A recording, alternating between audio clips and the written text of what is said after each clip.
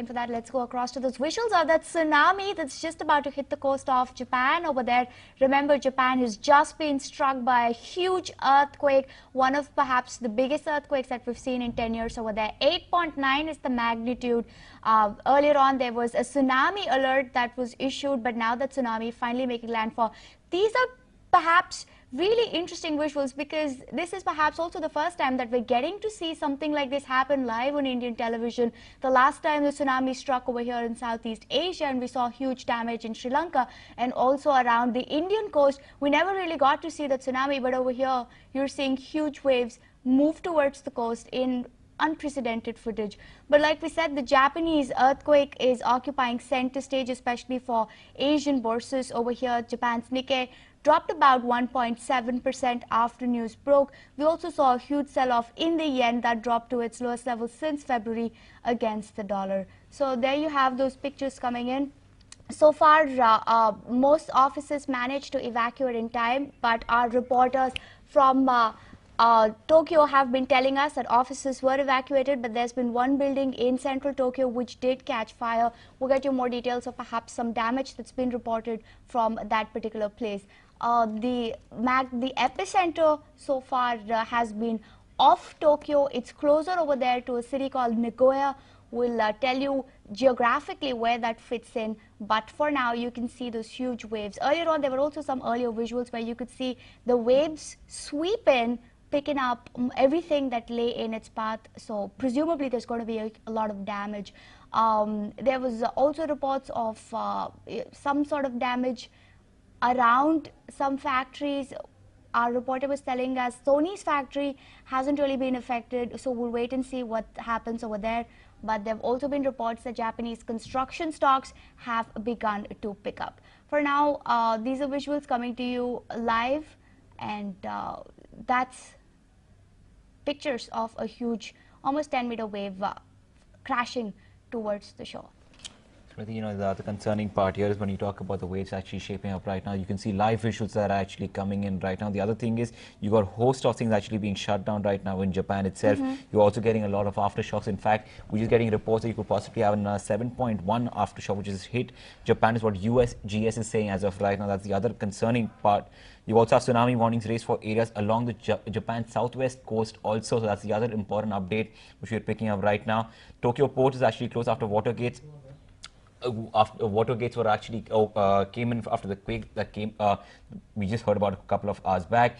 Same time, you also have the entire coastline, which is under somewhat of a warning as of right now, is what you're picking up right now. At the same time, remember the magnitude has now been revised to nearly 8.9, is what you're seeing. And the tsunami that we're talking about, you can see the fact that how the coast is actually being impacted right now by all these tsunamis, is what we're noticing. All right, earlier on we heard that the Japanese main airport, Narita Airport, had been shut down, but now we're hearing that 2 of the runways have been open. Also, the subway in Tokyo has been shut down. The bullet train is no longer working. They have shut it down because of the earthquake.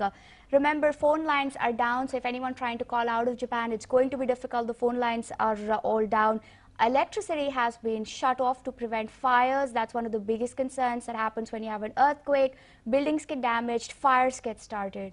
All right, looks like we have somebody speaking. We'll try and get your translation and bring you up to date with what this person is saying. And just to bring your sense also about electricity, we'll tell you about that. But let's try and listen in. Providing as much information as possible. We are going to provide information to those affected by the disaster in cooperation with local governments. That was Tetsuro Fukuyama, Deputy Chief Cabinet Secretary. And here's some live footage of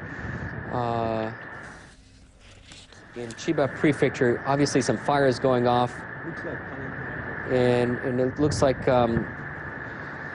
some kind of plant there, We do not know if it's a chemical plant or what type of plant it is at this time, but it looks like some plant is on fire.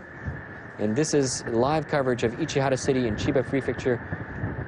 We are still feeling a bit of aftershocks in the studio as we speak. This is live coverage of Miyagi Prefecture from our helicopter in Sendai area. Tsunami is hitting a large area destroying farmland, homes, sweeping away cars and trucks.